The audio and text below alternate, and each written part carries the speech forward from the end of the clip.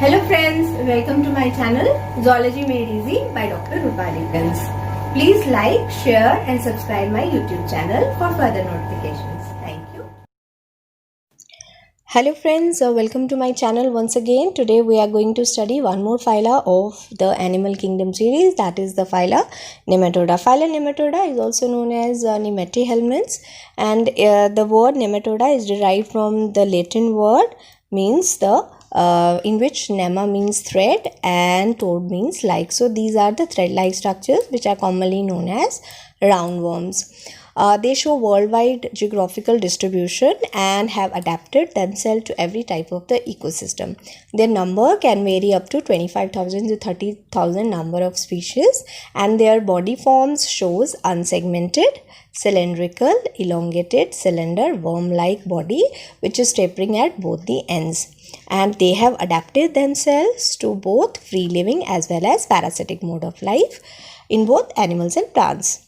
They show organ system of level of organization, and moreover they are triploblastic animals. They show bilateral symmetry, and it is considered to be the most diverse phyla after Arthropoda. They are pseudocoelomate animal, that is they don't have a true coelom but show the presence of a false coelom. The length of the adults can be microscopic and even can increase up to several meters long. The body is covered with a thick flexible layer known as cuticle, which has adapted various different types of the structures like setae, spines. Circulatory, skeletal and respiratory system is absent, and the excretory system is also very simple. Digestive system is complete, and it actually starts from mouth and terminates into anus. Nervous system is composed of a simple circumpharyngeal nerve rings and is having longitudinal nerve cords, and the species are unisexual. Now, these are the common representatives of the phyla: Ascaris, Vicuraria bancrafti, Antirubis vermicularis, and Ancylostoma duodenale. The structure of a nematode share a cylindrical body plan with an outer tube of cuticle which actually encapsulate the whole organism, and the inside portion is composed of a pseudocoelomic body cavity, and this pseudocoelom is highly pressurized, and the hydrostatic pressure that is maintained in the body, which is helpful in creating the locomotory patterns in the animal as well as providing a definite shape to the animal. The body at the interior end is provided with a mouth, and at the posterior end it is ending into an anal portion. The nervous system of the nematode is simple and is composed of a circummoral brain or a nerve ring. You can observe over here, right over here, and it is having clusters of cephalic neural cell bodies which are known as ganglia, and on the lateral sides of the body we are having a dorsal cord and ventral cord, and both these cords are interconnected with the help of thread-like structures which are known as chemicals. Sense organs of a nematode are playing a very important role in the life cycle of these species and have even led the basis for the classification. And therefore, we have got two groups of animals. One is the amphids and other is the phasmid sense organs. Amphids are the sense organs which are nostril-like organs, and they lie adjacent to the mouth, and these organs have the power for the olfaction, for they evoke as chemosensors, they work as osmotic receptors and also as thermoreceptors. Phasmids are a pair of the sensory glands which are present in the tail region and known as phasmid, and they also function as glandulosensory chemoreceptors. So this is the figure which was published in an article by Michael Price in 2016, in which he has quoted that the nematodes are having the power to sense light up to even 100 times better than humans. So the digestive system of a nematode is simple. It starts from the mouth, and the mouth leads into the pharynx, and pharynx then descends down the food particle into the intestine. So the food is digested upon, and the leftover food is then excreted out with through the anus. Reproduction in a nematode is also different, as we have studied in rest of the phylas. the sexes are separate, and males are comparatively smaller than females. Males are provided with a structure known as copulatory spicule, from where the sperms are released into the body of the female. The sperm duct is present through which the sperms they travel, and in case of female, the uterus is there in where the mature eggs are present. So the mode of fertilization is actually sexual. Parasitism is also playing a very important role in the life cycle and survival of these animals, and therefore we can group these animals on the basis of the specificity of the site. Some are known as intestinal nematodes, and some are known as tissue and blood dwelling nematodes. Intestinal nematode, which show the specificity for the intestinal areas like Ascaris, hookworms, and vermicularis species. On the other hand, tissue and blood dwelling nematodes include the filarial worms like Viceraria bancrofti.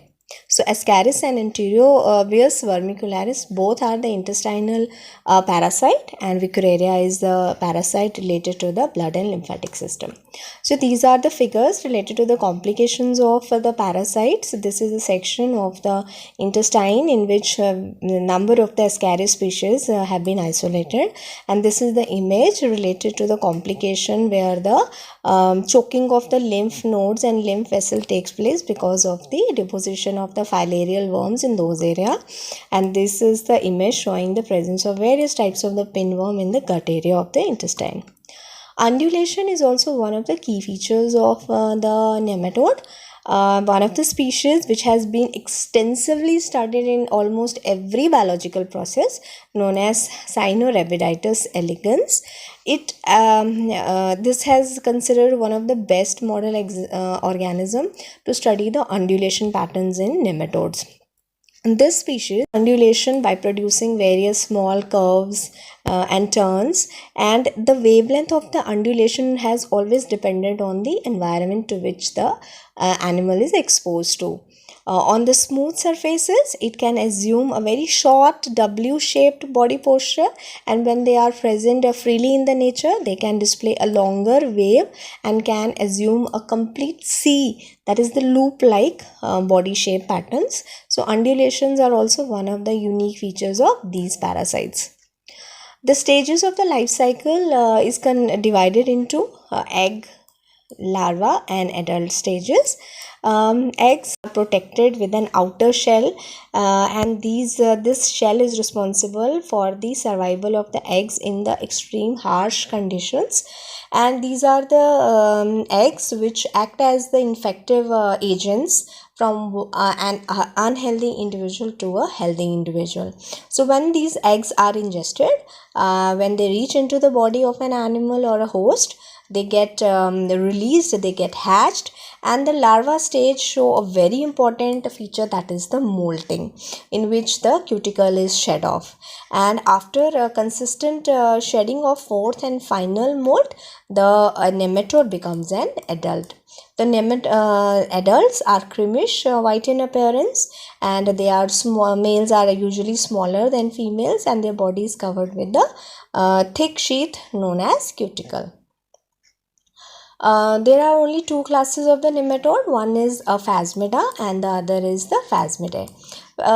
Aphasmida, in which the phasmids are absent. Phasmids are the sensory organs which are present in the tail region, and amphids are present in adjacent to the mouth. They can assume various shapes like pouch-like, tube-like, pore-like, and these species are mostly marine, and few species can live freely and as parasitic species. The common examples include Anoplus, Anticoma, Trichodus, and Murmeris. Whereas the Phasmida are the species where the phasmids are present. In some species, the label amphids are also present, which are small pore-like structures, and males are having a single testis.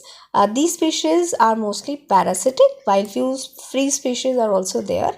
For example, Ancylostoma, Enterobius, Ascaris, Lumbricoides, Ascaris megacephala, and Viceraria bancrofti.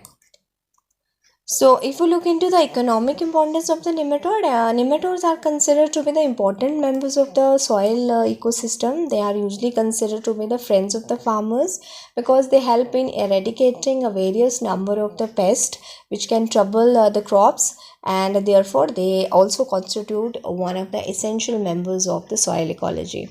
Nematodes have been proven themselves as wonderful model animals. For example, C. elegans has been studied extensively to study the genetic regulation, neural control, muscular activity, motion and behavior of such kinds of species.